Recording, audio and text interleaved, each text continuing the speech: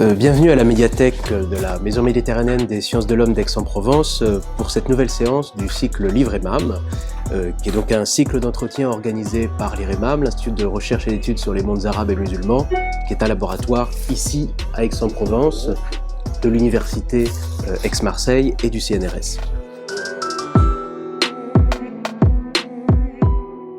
Je suis Antoine Perrier, chargé de recherche au CNRS, dans ce même laboratoire à l'IREMAM, et j'aurai le plaisir de conduire cet entretien avec trois de nos collègues, d'abord qui ont co-dirigé pour deux d'entre eux l'ouvrage dont nous parlerons aujourd'hui, et une des contributrices par un chapitre à celui-ci. Alors en face de moi, nous avons Sabrina Mervin, qui est directrice de recherche au CNRS, islamologue et anthropologue, et qui a dirigé ce livre, Savants musulmans du Maghreb, avec Augustin Jaumier, qui est présent en ligne, maître de conférence en histoire moderne et contemporaine du Maghreb à l'INALCO à Paris. Et nous avons aussi le plaisir de dialoguer avec Charlotte Coureil, qui est maître de conférence en histoire et en études arabes à l'université de Lyon 3. Voilà. Alors cet ouvrage, c'est celui-ci, il s'intitule Savants musulmans au Maghreb, et il est consacré à une série de portraits de oulémas, de savants entre le 19e et le 20e siècle. L'objet en lui-même est assez beau, puisqu'il est richement illustré. À la fin de chaque chapitre, une illustration généralement d'un lieu permet de conclure un portrait, et le portrait suivant est introduit lui aussi par un dessin, une représentation du savant ainsi portraituré ensuite. Donc, il s'agit d'un ensemble d'acteurs de ce qu'on appelle en arabe le ilm, une science que Jacques Bercht définissait comme l'ensemble des connaissances et des techniques nécessaires en principe aux croyants pour une vie religieuse complète. Donc, ce n'est pas uniquement la théologie, mais ça embrasse en vérité une grande série de domaines et de disciplines. Évolution d'ailleurs qui est au cœur aussi des dynamiques du livre. Et cet ouvrage, c'est un ouvrage important qui donne une idée de la variété des profils des savants dans cette région, qui a été dans l'historiographie souvent délaissé au profit de l'Orient, qui serait réputé le centre unique d'un islam savant, dont le Maghreb serait une marge. Et serait une marge caractérisée en principe par la vivacité d'un islam populaire, associé souvent à des formes de superstition ou de culte regardé de haut par ces élites religieuses. C'est aussi un livre qui montre à la fois la dimension intellectuelle, mais aussi l'engagement social, leur inscription dans les sociétés de ces savants, la transformation de leur statut, de leur façon de regarder et de penser le monde, dans une période pivot, à la fois le 19e et le 20e siècle, fortement marquée au Maghreb par l'emprise de la domination coloniale, essentiellement française. Il s'inscrit aussi dans une série de travaux récents d'une historiographie à la fois française, maghrébine, internationale, fondée sur des sources en arabe et consacrée à des milieux sociaux qui pluralisent en quelque sorte l'histoire des sociétés maghrébines sans les réduire à la domination coloniale ou à un face-à-face entre résistants et États coloniaux. Donc, après cette brève introduction, je propose de passer la parole tout de suite aux deux co-auteurs de l'ouvrage et à Charlotte quand elle souhaite intervenir. D'abord, vous posant la question de l'origine de ce livre. Est-ce qu'il est adossé à un programme de recherche ? On a vu que c'était un objet en lui-même, un bel objet, assorti de dessins, à la lecture d'ailleurs facile et agréable. Et voilà, quel type de public aussi vous pensiez en élaborant ce livre ? Alors effectivement, ce livre s'adosse à un programme de recherche que j'avais lancé au Centre Jacques Berck. Le programme s'intitulait L'enseignement religieux au Maroc, 18e, 21e siècle, et donc on l'avait surnommé Ilm parce que Ilm évidemment c'est le ilm, hein, le savoir en islam, et c'était aussi en anglais Islamic Learning in Morocco. Et donc ce programme a réuni environ 25 chercheuses et chercheurs de différentes nationalités et de différentes disciplines aussi. Et puis donc il y avait surtout des Français et des Marocains, bien sûr, ou des chercheurs de France et du Maroc, mais il y avait aussi des chercheurs d'Europe, et puis on avait une japonaise, une américaine. Donc voilà, c'était assez varié, et l'idée c'était de rassembler tout ce monde-là autour du questionnement, d'un questionnement qui s'inscrivait dans la transmission, la circulation du savoir et donc aussi, bien sûr, des oulémas. Alors, il y a eu plusieurs publications qui ont été le fruit, le résultat de ces recherches, bien évidemment des publications individuelles, des articles. On a eu aussi et ça c'est important je pense, trois films documentaires, et puis un volume collectif dans la REM, dans la revue d'études des mondes musulmans et méditerranéens, et qui s'intitulait Pérégrination marocaine, qui était vraiment centré sur les circulations, les mobilités, la transmission, etc. Et puis, dès le départ, je souhaitais élargir justement le public, pas seulement aux chercheurs, mais aussi à un public à la fois, disons, un public de ce qu'on appelle l'honnête homme et que tous les éditeurs cherchent partout, de lettrés, de gens intéressés par l'histoire du Maghreb, et puis aussi de jeunes musulmans. Et donc, nous avons co-dirigé avec Augustin Jaumier cet ouvrage dans cet objectif, et c'est donc pour ça qu'il a été aussi travaillé à la fois dans le fond et dans la forme. Voilà, donc on a fait un travail avec le maquettiste, on a fait un travail aussi avec avec les contributeurs, parce que les portraits, tous les dessins ont été faits à partir de photographies. C'est pas une invention, ce sont des photographies, alors de plus ou moins bonne qualité, mais que chaque contributeur nous a fournies. Et puis donc la forme, c'est à chaque fois un portrait, c'est-à-dire qu'on personnifie les choses, mais en même temps, ça n'empêche pas de les problématiser, bien évidemment. Augustin, tu veux peut-être... Peut-être simplement sur le public, on a eu aussi en tête un public d'étudiants un peu avancés, par exemple de 3e année de licence d'arabe, d'histoire. Et donc c'est aussi, dans l'écriture, on a eu le souci de ne pas jargonner, d'avoir un vocabulaire bien accessible, et puis aussi de proposer à ces lecteurs, peut-être étudiants, la lecture de sources traduites de l'arabe, voilà, des courts extraits de ce que ces oulémas ont pu écrire, afin de donner un peu de substance. Merci beaucoup. Alors, pour rester peut-être à la conception de l'ouvrage, à sa direction, il y a une question sur la sélection en fait des oulémas. Comment ont-ils été sélectionnés? Bon, évidemment, ça reflète l'état d'un champ et puis des recherches menées sur ces différentes figures, mais est-ce que vous aviez quand même des équilibres qui vous tenaient à cœur, et lesquels étaient-ils? Bon, c'est pas tout à fait simple en fait de réaliser un ouvrage comme ça, parce qu'on s'aperçoit qu'on manque de chercheurs sur ces thématiques, bizarrement. Donc, bon, bien sûr, ce qu'il fallait, c'était qu'il y ait un équilibre et qu'on traite certaines problématiques qui nous tenaient à cœur, notamment, par exemple, le livre, tout simplement, parce que le savoir, c'est quand même lié à l'histoire du livre, la transmission du savoir, les modalités de cette transmission, le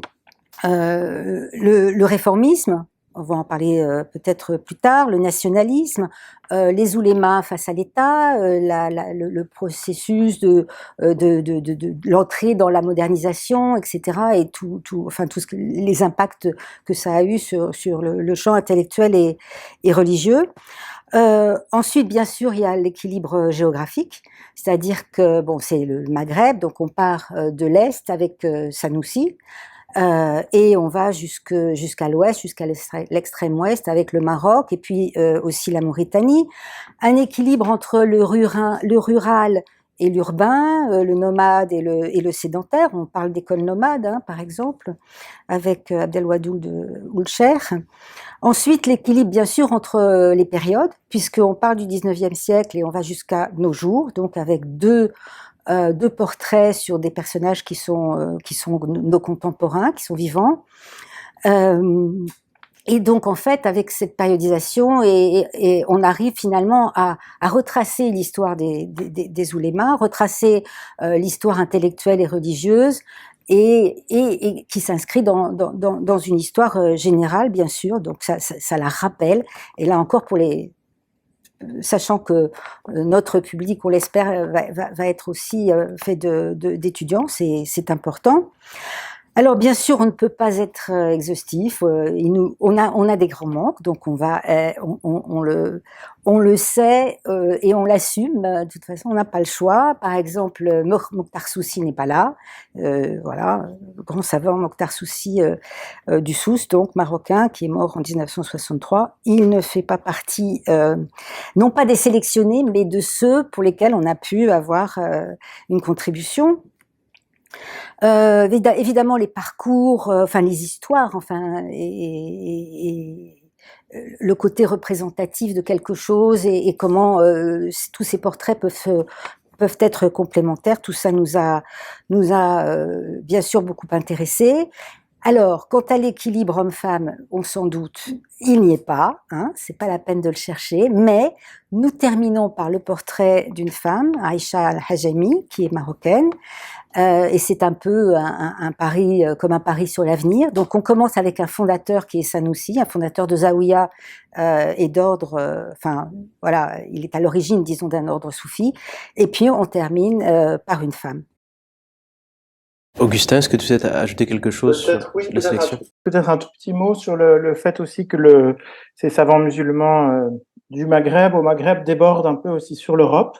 Et ça, c'était aussi une façon de rendre compte de l'importance, évidemment, de la diaspora maghrébine en Europe, principalement en France, mais bon, aussi en Italie, en Espagne, en Belgique, depuis le XIXe siècle. Et donc, on a quelques portraits qui concernent l'Europe, notamment l'ancien recteur de la mosquée de Paris, Boubacar, ou bien Abdallah Serge El Taparo, qui est un converti à l'islam, devenu lui-même shir, malikite. Donc c'était voilà, c'est des choix qui sont peut-être un peu surprenants au regard du titre, mais si on a conscience de l'importance de la diaspora maghrébine en Europe, ça va de soi. Et puis par ailleurs, on voulait aussi montrer qu'il y avait des passerelles avec l'Orient. Hein, forcément, déjà avec, bien sûr avec l'Égypte, et puis ensuite éventuellement plus loin avec l'Arabie, etc. Donc il y a des itinéraires qui vont jusqu'en Orient. Et même avec l'Afrique subsaharienne, pour Boula Araf, enfin en tout cas sahélienne, voilà, penser le Maghreb aussi comme un carrefour, et non pas comme une zone circonscrite. Alors peut-être dernière question sur le cadrage général de l'ouvrage, et qui fait un peu écho d'ailleurs à vos deux dernières réponses, Sabrina et Augustin, qui sont un peu dans une actualité intellectuelle des études maghrébines, puisque c'est une forme d'entrée par la biographie dans l'histoire de l'islam au Maghreb, et comme je le disais, il est à la réunion d'une histoire des doctrines, mais aussi d'une histoire sociale, et alors dans un débat qui est encore présent aujourd'hui, entre islamologie et sciences sociales, comment avez-vous pensé vous-même votre contribution? La question, elle était à l'origine du programme lui-même, puisque c'était le sous-titre du programme était Islamologie et sciences sociales. C'est-à-dire que dès le départ, dans ce programme donc, qui a duré finalement 4 ans, plus ensuite les rédactions, la rédaction, les restitutions, etc.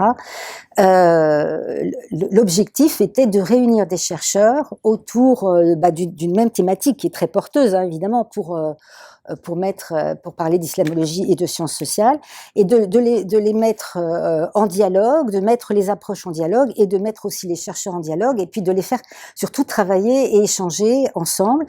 Ce qu'on a essayé de faire, bon, c'est vraiment pas facile, hein, on le sait, mais vraiment ce qu'on a essayé de faire, c'est d'introduire des discussions et puis aussi des collaborations, je dirais des aides, parce que on a tout à apprendre de l'autre et vice versa et mutuellement. Voilà, donc c'était vraiment quelque chose qui faisait partie du programme et qui fait aussi donc partie de l'ouvrage, puisque évidemment dès qu'on parle de savants, on parle de production doctrinale. Et ce livre d'ailleurs inaugure une collection chez Diacritique qui s'appelle Islamologique, logique au pluriel, donc, et qui justement a pour objectif aussi de mettre en dialogue islamologie et sciences sociales. Donc on aura des ouvrages en islamologie, d'autres en sciences sociales diverses, et puis on aura des ouvrages qui, comme celui-ci, essaieront de faire en sorte que les deux s'imbriquent et se répondent. Voilà, et cette collection, donc, on a même travaillé à une typographie, puisque qui a sa typographie propre, et en fait, qui a été travaillée par le graphiste pour nous. Et comme je lui ai dit, en fait, islamologie et sciences sociales, c'est la quadrature du cercle. Et donc, il a fait une typologie qui s'appelle quadrature. Et effectivement, on a des cercles dans les carrés. Voilà. Alors avançons et rentrons peut-être dans le détail des chapitres, en particulier ceux qui ont été rédigés par Charlotte Coureil et Augustin Jaumier, qui évoquent tous les deux alors avant de rentrer même encore plus dans le détail, restons un petit peu à la bordure, puisque ces deux chapitres ont pour point commun de porter donc sur l'Algérie, même sur deux régions différentes, mais surtout sur deux cheikh réformistes. Est-ce que on peut rappeler les particularités de la réforme, de l'islah, dans un contexte maghrébin, qui est au cœur de beaucoup de textes de l'ouvrage, et puis peut-être aussi expliquer sa trajectoire dans l'histoire du XXe siècle, son apparente victoire après les indépendances et la place que cette lecture ou cette vision de l'islam a pu prendre dans la définition, disons, d'un islam national et officiel dans les pays du Maghreb et en particulier en Algérie. Bon, cette question de la réforme, elle est assez centrale dans l'ouvrage, hein. Elle concerne presque une moitié des chapitres. Alors c'est sans doute un tropisme, hein, puisque c'est la spécialité de départ de Sabrina Mervin, la mienne aussi, et aussi celle de Charlotte qui est ici. Et puis, bien entendu, hein, parce que c'est la façon dont c'est le terme que les savants musulmans du Maghreb ont utilisé pour gérer les changements, le pivot majeur, comme tu l'as rappelé tout à l'heure, Antoine, qu'est cette période contemporaine dans l'histoire de l'islam. Donc l'islah, ce mot, hein, est utilisé par les savants musulmans pour lancer un appel à la réforme, à partir du milieu du XIXe siècle environ, hein, et un appel qui est simultanément un appel, et de façon indissociable en fait, hein, un appel à un retour aux sources, retour à la pratique de l'islam du prophète, de ses compagnons tel qu'il est idéalisé et repensé dans ce contexte, et un appel aussi à une adaptation aux réalités du monde contemporain. Cet appel, il est lancé, on le voit, je pense, dans le livre, hein, en fait, à différents moments de crise, de changement, à des moments clés. Que ce soit par exemple dans le contexte des Tanzimat, hein, donc des grandes réformes lancées dans le centre et dans les provinces de l'Empire ottoman au milieu du XIXe siècle. Donc là, on a par exemple le cas de Mohamed Bayram el-Khamis, traité par Anne-Laure Dupont, mais aussi à d'autres moments, moments clés de la vie politique ou culturelle, hein, par exemple dans l'entre-deux-guerres, dans l'Algérie de l'entre-deux-guerres, au moment du Front populaire, donc ça c'est le cas du Cheikh Bayout sur lequel je travaille, ou bien de Ben Vadis sur lequel Charlotte Coureil a travaillé, etc. Donc on a ces moments, disons, de crise, et puis on a plus largement, cette réforme, c'est aussi à la fois une conséquence et une réponse à des transformations structurelles de plus longue durée, que ce soit le développement de l'imprimé de langue arabe, la révolution des transports qui accélère évidemment, intensifie les échanges, et puis l'insertion des régions du Maghreb dans un capitalisme mondialisé par le biais notamment, mais pas uniquement, de la colonisation. C'est du coup, vous voyez, un mouvement qui est très large, qui est aussi transnational, hein, qui est marqué par la circulation d'idées avec le Moyen-Orient, avec l'Europe, la circulation des médias.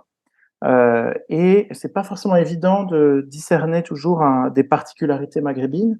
Alors peut-être qu'on peut en évoquer quelques-unes, peut-être que Charlotte aura d'autres idées, hein, mais il me semble qu'il y a une chronologie propre, peut-être un peu plus tardive qu'au Proche-Orient.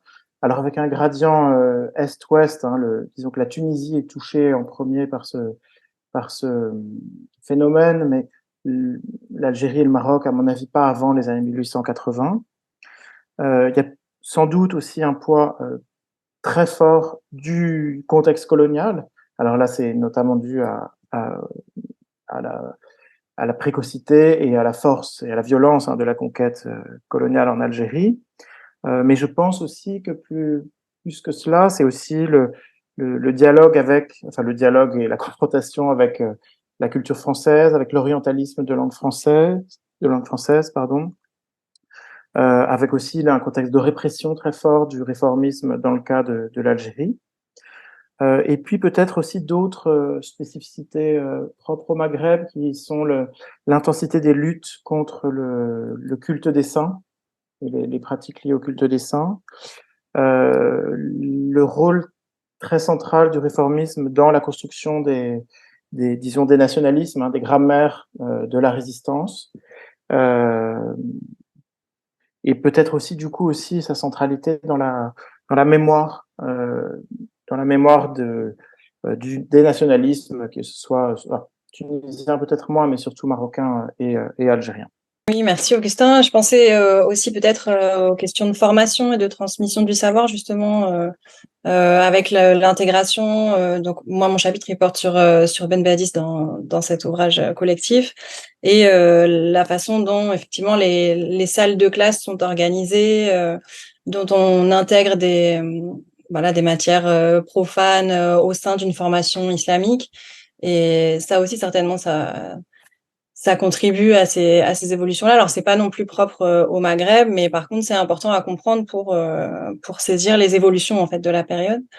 Et peut-être sur la partie plutôt finale de la question d'Antoine, sur la question des victoires après les indépendances. Donc là, c'est moins l'objet de mon chapitre que plutôt de mon travail en général, mais c'est vrai que pour donner quelques éléments là-dessus, en fait, en Algérie, à l'indépendance, cette vision-là réformiste de l'islam, elle est effectivement dominante, et ça se voit parce que ce sont en fait les membres de l'association des oulémas musulmans algériens, qui a donc été fondée en 1931 par Ben Badis, dont je parle dans le livre, et ses héritiers ensuite, ou ses compagnons dans les années 60, sont en fait à des places stratégiques au ministère des Affaires religieuses lors de la mise en place de l'État indépendant en Algérie. Et donc ils façonnent en fait la définition de l'islam algérien contemporain par cette présence dans l'islam officiel, ce qui ne va pas sans heurts, évidemment. D'abord avec toute une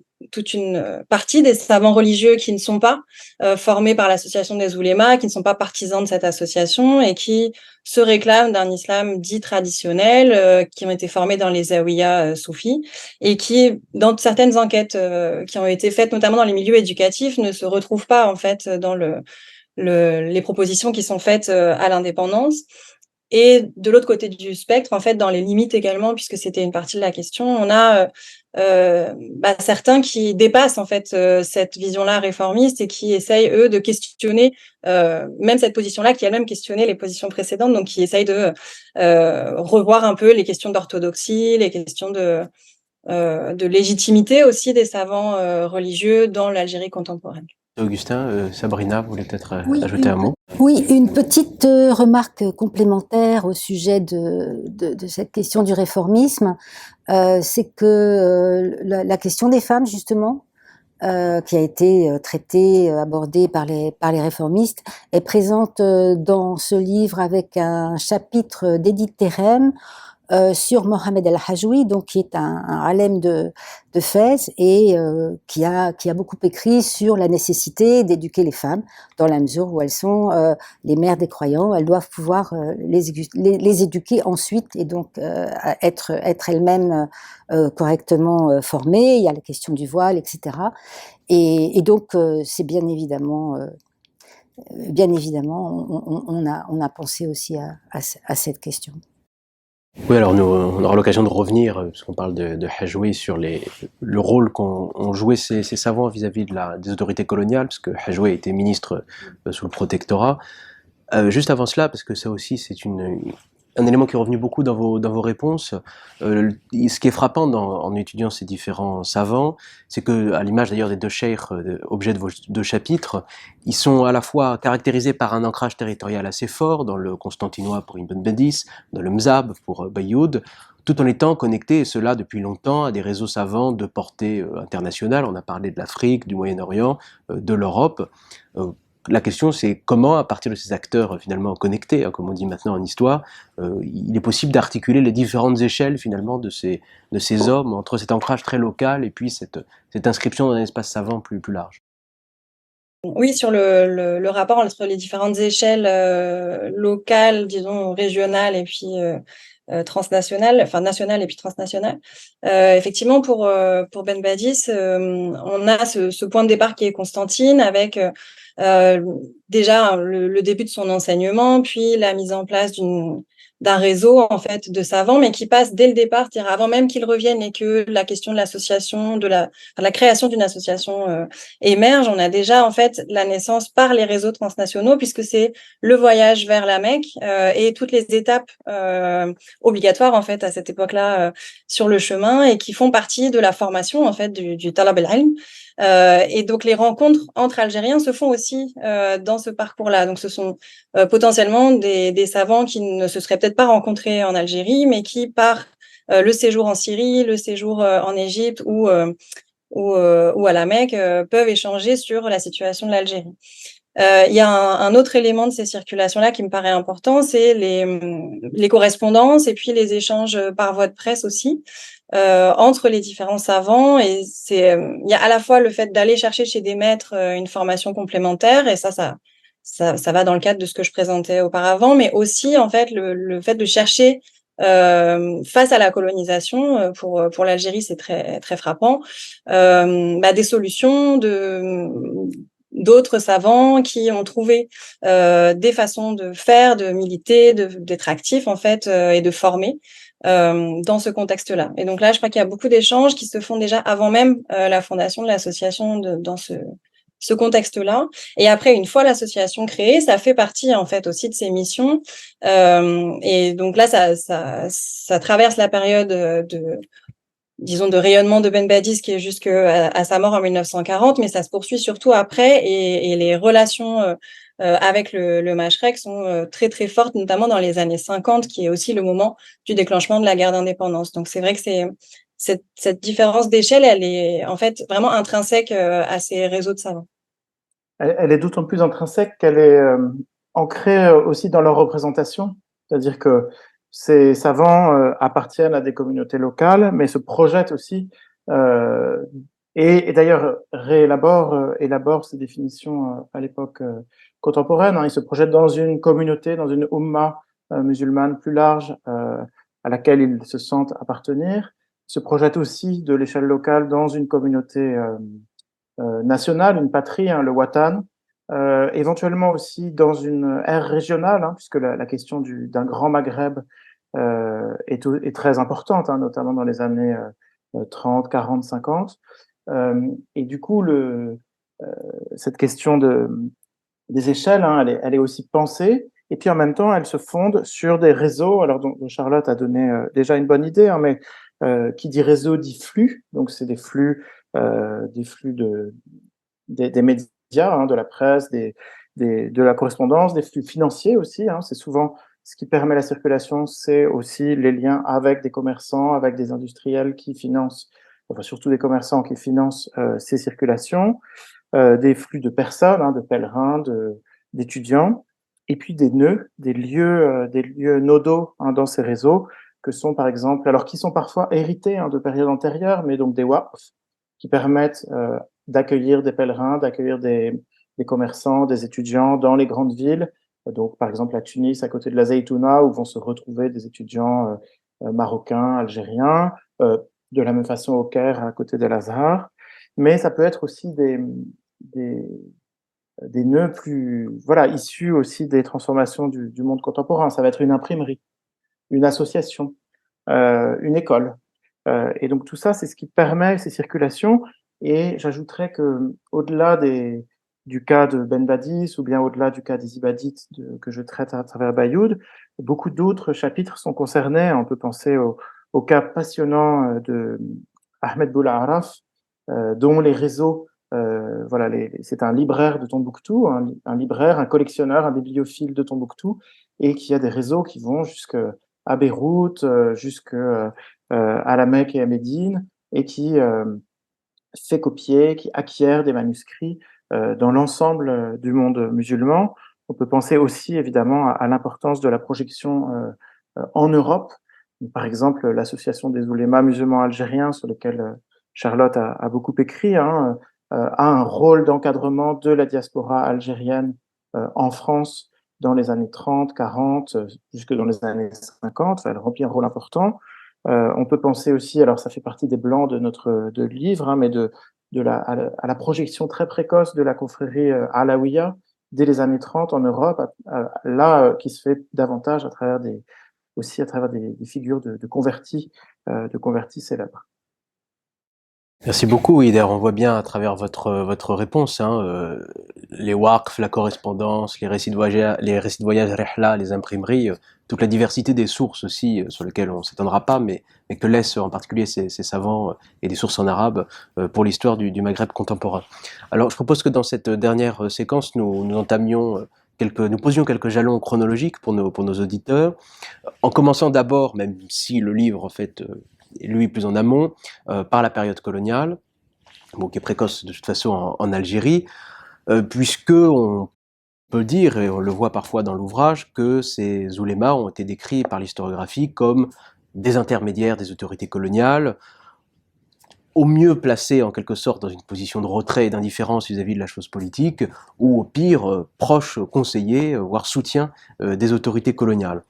Naturellement, les ouvrages, à travers les portraits, adoptent un point de vue peut-être plus nuancé. Et donc la question que je souhaitais vous poser, c'était quelle contribution justement la figure des oulémas peut apporter à l'histoire coloniale dans sa recherche de positions intermédiaires plus graduées, disons, que la résistance ou la collaboration vis-à-vis de l'autorité coloniale. Quelle est cette contribution? Et à travers cette question, quelle est finalement leur lecture du fait colonial, quelles étaient leurs préoccupations, et dans quelle mesure aussi on peut parler d'espace de la société sur un plan intellectuel, savant, pastoral, qui n'était pas du tout surcaractérisé par la présence coloniale française. Peut-être un tout petit rappel, hein, pour nos auditeurs, hein, la période coloniale donc, commence pour l'Algérie en 1830, mais en réalité la conquête dure un demi-siècle.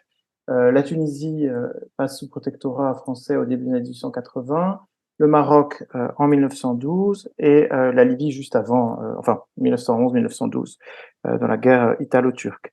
Donc c'est une question qui se pose successivement aux savants des différents pays sur une période assez longue, hein, et jusque donc aux années 1950-60.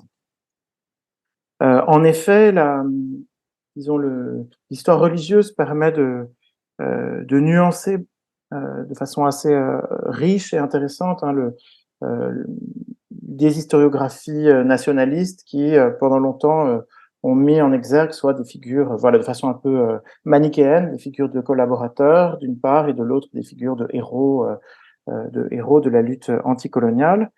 L'exploration des sources religieuses et puis et autres des sources coloniales aussi d'ailleurs, hein, permet de nuancer les choses, et l'ouvrage donne un panel assez large. Donc, je vais peut-être donner quelques exemples, ça donnera une idée. Donc, par exemple, on a une figure qui est tout à fait intéressante, c'est celle de Mohamed Bayram el-Khamis, qui est traité par Anne-Laure Dupont, qui est une figure, un grand juriste de la Zaytouna de Tunis, issu d'une grande famille de savants, vraiment les élites de la ville, qui est très engagé, hein, dans le mouvement de réforme de l'Empire ottoman, et qui, lui, n'entre pas dans une résistance féroce contre les Français, mais se met en position de retrait. Il quitte la Tunisie, il part au Caire. Alors il part d'abord à Istanbul, puis au Caire, voilà, se mettant au service du sultan ottoman, puis étant un peu sous-employé à Istanbul, il part au Caire pour continuer son travail de savant. Donc ça, c'est une autre position possible. On a d'autres figures, hein, qui sont traitées. Alors, indirectement, comme figure de résistance, nous avons le rôle important qu'ont joué certaines confréries, qui est visible à travers la Sanusiya. Alors, le fondateur de la Sanusiya, Mohamed el-Sanoussi, donc c'est lui qui ouvre le livre. Alors, il n'a pas en lui-même été un résistant à la conquête italienne, hein, il était mort depuis longtemps, mais on voit comment, dès l'origine, hein, sa confrérie s'est construite de façon, comment dire, de façon un peu à agir dans les interstices laissés par l'État ottoman, et à construire une forme de société alternative j'allais dire en tripolitaine, mais non, c'est euh, Cyrénaïque. Pardon. Cyrénaïque. En Cyrénaïque, merci beaucoup, désolé. Donc dans la partie orientale de la Libye, et ce qui peut peut-être expliquer le rôle important la position forte, notamment les nombreux waqf qu'avait cette confrérie, qui ont pu permettre d'alimenter sa résistance à la conquête italienne. D'autres figures se permettent aussi d'avoir une vision nuancée des choses. C'est par exemple, Sabrina l'évoquait tout à l'heure, le cas de Mohamed El Hajwi, donc qui est un savant de Fès, qui est d'abord un conseiller des sultans et qui ensuite devient ministre de l'éducation, de l'instruction. Dans le cadre du protectorat, il est inamovible pendant il me semble, une quinzaine d'années, et qui élabore des projets de réforme avec là, ce que montre Eti Terem, c'est cette impression, je crois, cette conviction qu'il a eue de pouvoir, par ce contexte, le contexte du protectorat, pouvoir changer les choses et mettre en œuvre des réformes qu'il avait été empêché de mettre en œuvre avant l'arrivée du protectorat. Donc on a voilà des choses assez nuancées. Puis on a aussi des portraits de gens qui ont tiré plus profit de façon plus crue de la colonisation, comme Abdelhai El-Kettani, qui s'enrichit considérablement et qui a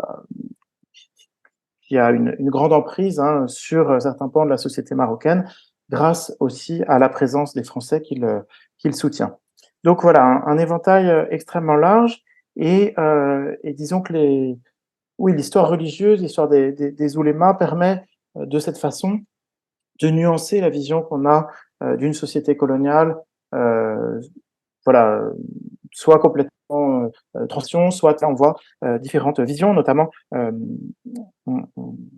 ça donne une idée de la façon dont les oulémas ont essayé de reconstruire un ordre social, culturel, politique proprement musulman, alors même qu'ils étaient sous domination chrétienne, européenne. Et là, je pense que le cas de Ben Badis est particulièrement riche. Je peux peut-être passer la parole, Charlotte, pour ne pas dire de bêtises. Merci, Augustin. Oui, sur cette question, c'est vrai que je pense que c'est... moi, je le vois un peu dans la biographie, l'article sur sa biographie, par la situation actuelle, c'est-à-dire la vision contemporaine de Ben Badis, plutôt que par le prisme de l'époque elle-même, parce que en fait, ce sont des questions qui restent effectivement très importantes dans les sociétés post-coloniales, c'est-à-dire quel a été le positionnement de ces oulémas face aux colonisateurs. Et une des richesses en fait des écrits de Ben Badis, c'est que on peut prendre une phrase et pas l'autre, et donc on va lui faire dire, c'est souvent le cas, ce qu'on veut entendre. Et donc il y a eu notamment dans les derniers mouvements de contestation en Algérie en 2019 des banderoles qui louaient Ben Badis, et ça a relancé des polémiques qui avaient déjà eu cours dans les années 80 puis 90 sur en fait qui est héritier de Ben Badis. Et ça, je crois que c'est une question aussi, voilà, qui est assez révélatrice, c'est-à-dire que on peut dire Ben Badis, il était avec les Français, il a voulu l'assimilation en citant un morceau d'un article, mais dans le même article, on peut aussi citer un autre bout pour dire ah non, c'est lui qui a défendu l'arabité, il était nationaliste, c'était le premier combattant. Et moi, ça m'avait beaucoup frappé d'entendre des avis tellement divergents par rapport à ces écrits qui, en plus, me paraissaient un peu hors contexte, puisqu'on parlait d'écrits des années 36, 37. Et c'est vrai que c'est par ce prisme du très contemporain, finalement, on atteint aussi des questions très fines de la période coloniale. L'intérêt effectivement de plusieurs contributions, et dont la tienne d'ailleurs, Charlotte, c'est effectivement cette articulation entre la mémoire et l'histoire. Donc je poserai une dernière question autour de la période qui se est ouverte avec les indépendances, puisque dans l'ensemble, et à l'exception peut-être du Maroc, on constate un recul en fait du pouvoir et de l'emprise des oulémas sur la société, avec l'abolition ou la reconversion des fondations Waqf, la suppression ou la fusion des corps de magistrats, de la judicature du Qadi, la fin aussi parfois d'un droit personnel autonome du reste du droit positif. Donc la question d'abord c'est celle aussi peut-être des contrastes maghrébins, puisque le Maroc, du fait de ses sessions politiques, a su garder, lui, peut-être, tout en le contrôlant par la monarchie, une partie de l'autonomie du corps des oulémas. D'abord, c'est question du contraste. Est-ce qu'il y a une trajectoire spécifique, dans votre cas, par exemple, de l'Algérie, et comment finalement ces savants, ces oulémas, ont pu réagir au changement social, ont pu conserver une partie de leur influence dans la société, peut-être en particulier sur la jeunesse, à travers l'éducation, et comment ont-ils fait face aussi à la transformation, à l'émergence d'autres formes d'autorité intellectuelle, euh, des universités, d'autres, de journalistes par exemple, qui ont un peu pluralisé aussi ce paysage scientifique. Mais oui, oui, sur ces questions-là, en fait, on a effectivement à la fois, comme je le disais tout à l'heure, c'est-à-dire le fait de pouvoir utiliser une même figure pour un camp ou pour l'autre, ça a été aussi des questions dans l'Algérie contemporaine. Par exemple, quand le Front islamique du salut s'est réclamé de l'héritage de Ben Badis, alors même qu'à cette époque-là, dans l'islam officiel algérien, on avait des membres de l'ancienne association des oulémas qui occupaient des places officielles, de fonctionnaires de l'administration publique. Donc, ces rivalités qui renaissent dans les années 80-90, elles sont importantes aussi pour voir comment cette mémoire-là, en fait, travaille toujours ces sociétés-là. Et je pense qu'effectivement, la figure de Ben Badis prêtait à ce type de discussion.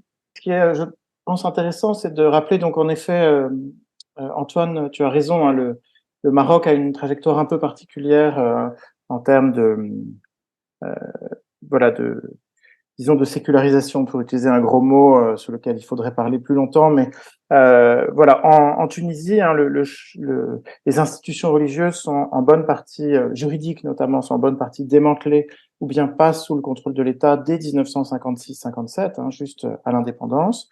En Tunisie, en Algérie, pardon, alors ce travail ce recul des prérogatives des oulémas, il avait été très très largement entamé à la période coloniale, et il se poursuit en effet, hein, puisqu'il y a une tension, à la fois le FLN reprend une bonne partie de la rhétorique réformiste, mais il secondarise aussi les oulémas dans le champ politique, euh, et en construisant un État qui se veut séculier. Et le Maroc, au Maroc, les choses sont moins bouleversées, même mais là tu connais mieux que moi, même si la prise en main du champ religieux, notamment du champ universitaire religieux, est aussi là aussi très forte. Hein, il passe sous contrôle. Alors là aussi, en fait, c'est quand même ce qui est frappant dans les trois cas, c'est que c'est aussi l'aboutissement de processus entamés sous la période coloniale. Et du coup, les réactions des savants, elles sont aussi dans la lignée, c'est-à-dire qu'ils ont aussi des ressources euh, qu'ils avaient déjà explorées, expérimentées durant la période coloniale pour faire face à cela. Donc, notamment le recours aux formes associatives, par exemple, disons la tentative de création d'espaces d'autonomie autres, et qui qui provoque et contribue en même temps à l'éclatement du champ religieux. C'est-à-dire que euh, tu, tu posais d'emblée la question du rapport de ces oulémas face à des nouveaux types de savants, d'intellectuels qui émergent, d'autres paroles d'autorité. Et en réalité, il me semble que les oulémas eux-mêmes participent à cet éclatement du champ religieux, puisqu'ils vont eux-mêmes créer de nouvelles institutions, de nouveaux lieux pour exprimer leur magistère, que ce soit des écoles, des radios ou des journaux, des médias. Euh, etc. Je suis peut-être un peu abstrait, mais en tout cas, cet éclatement du champ religieux, il est en effet un phénomène majeur. Un autre phénomène qui me paraît important, c'est que on a à partir des années 50-60, dans un premier temps, une forme de recul, je crois, de cette dimension transnationale qu'on avait évoquée. C'est-à-dire que les structures qui servaient, j'ai évoqué les WAQF par exemple, ou la centralité de la Zaytouna ou de l'Azhar, donc toutes ces institutions qui avaient construit un champ savant transnational, elles sont mises à mal par la construction des États-nations, qui est très forte, hein, le nationalisme est vraiment très fort, et c'est simplement un peu plus de 3-4 décennies plus tard, pas à travers les médias, et notamment les médias égyptiens ou les médias du Golfe, il me semble, mais peut-être que Sabrina ou Charlotte nuanceront ce que je dis, hein, mais il me semble que là, on a une retransnationalisation à travers les télévisions, les radios, etc. Et qui là est face à laquelle peut-être justement ces champs religieux nationaux sont assez mal armés, qui peut expliquer qu'ils aient été un peu débordés. Enfin, le livre, je pense, permet aussi de deux façons de voir, donne deux exemples qui permettent de, de sentir hein, ces réactions, ces tentatives que les milieux savants ont pu avoir pour reprendre un peu le contrôle sur la parole religieuse. C'est d'une part ce qu'on appelle un peu le néo-malékisme, hein, le néo-traditionnalisme, à travers la figure de Abdallah Serge Taparo, qui est traité par Younes Van Praat, et où on voit là hein, comment des institutions, alors en l'occurrence des centres d'enseignement en Mauritanie, qui reformulent le malékisme et se veulent héritiers d'une tradition anté-réformiste, sont des lieux importants hein, de formation pour des discours alternatifs à ceux notamment du wahhabisme. Et puis l'autre élément, c'est, Sabrina l'évoquait tout à l'heure, hein, la figure de Aïcha al-Hajami, où on voit là l'émergence, alors c'est fortement accompagné par l'État marocain, hein, mais la promotion de discours juridiques nouveaux, de discours ancrés à la fois de façon assez hybride hein, dans les normes juridiques internationales et dans le fiqh, et qui sont promus là par l'État pour donner une parole religieuse nouvelle. Voilà un peu ce qui me semble, en tout cas la contribution que le livre peut apporter à ces questions sur la période plus contemporaine. Merci, parce qu'il ne nous reste pas beaucoup de temps. Peut-être l'occasion de prendre une question, soit dans la salle, soit dans la salle réelle, soit dans la salle virtuelle, rapidement. Oui. Oui, je voulais poser une question à propos d'absents. Il n'y a aucun il y a des universitaires comme Marco, il n'y a aucun problème. Ils sont franchement universitaires, islamologues, ils ne sont pas théologiens. Mais je pense à Ali Merab, par exemple, que j'ai connu un peu, et qui était notre source principale d'informations sur les oulémas dans les années fin 60-70 à Alger. Et il y avait une empathie certaine chez lui à l'égard du mouvement ouléma. Il n'écrivait que sur les réformistes. Et il a mené une carrière universitaire, pas en Algérie d'ailleurs, mais en tout cas, il a été très proche d'eux, je pense. Un autre absent, c'est Malek Benabi. Je suis plus étonné parce que là, c'est quelqu'un, par exemple, dont s'est inspiré pas mal Burga à un moment. Et Malek Benabi a écrit à la fois aux éditions Nada et au Seuil. Il a été perçu comme un intellectuel moderniste avant d'être ensuite considéré par des jeunes islamistes comme un de leurs inspirateurs. Il faudrait d'ailleurs, à propos de Malek Benabi, évoquer les éditions Nada en Algérie à partir de 1940-45, où il y a pas mal de gens, il y a pas mal d'intellectuels musulmans qui écrivent et qui ne sont pas des universitaires.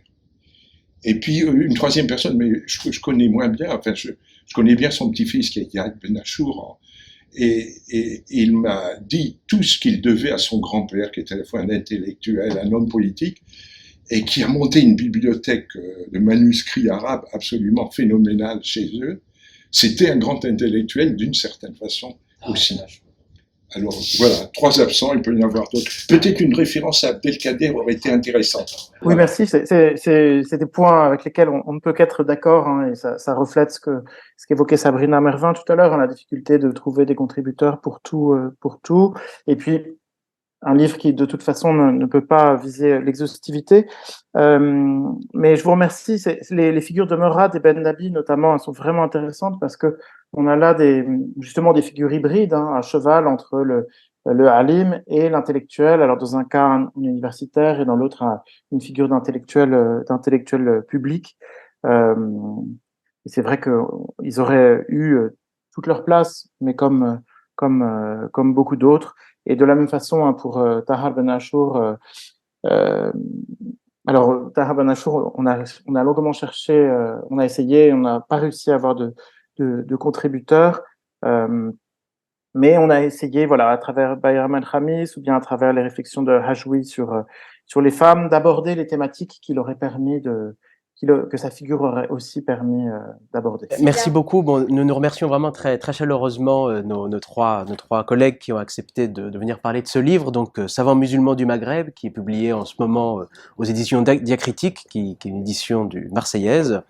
L'épisode de l'Ivremam est maintenant terminé. Vous pourrez retrouver cet épisode sur le webinaire de la chaîne YouTube de notre laboratoire, de l'Ivremam, et le réécouter sur différentes plateformes, sur Spotify, Apple Podcast ou d'autres. Voilà, et nous remercions à nouveau les participants, les auditeurs, et nous vous renvoyons tous à la lecture de ce très beau livre. Merci beaucoup Antoine. Merci. Merci à Thomas Pierret. Et merci à Thomas Pierret qui a organisé la séance. Et à bientôt.